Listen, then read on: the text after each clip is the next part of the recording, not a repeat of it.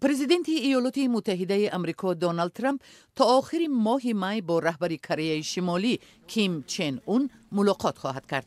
در این باره شام پنجشنبه رئیس اداره امنیت کره جنوبی خبر داد.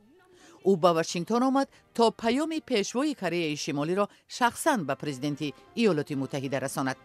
کیم چن اون در پیامش به ترامپ ارزیابی برنامه هسته‌ای پخینیان را پیشنهاد کرده است. به قول مقامدار امنیتی کره جنوبی، کیم طرفدار خلع سلاح هسته‌ای است.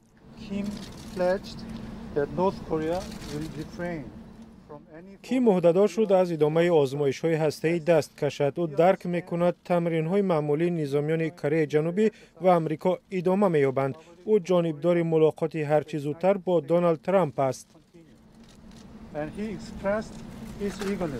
مقامداران آمریکایی با تصدیق این خبر گفتند که ترامپ به ملاقات رضایت داد، زیرا کیم یگانه مقام حل کننده در کره شمالی است و پرزیدنت ترامپ نیز در موردهای پیچیده حل‌های سازنده پیدا می‌کند.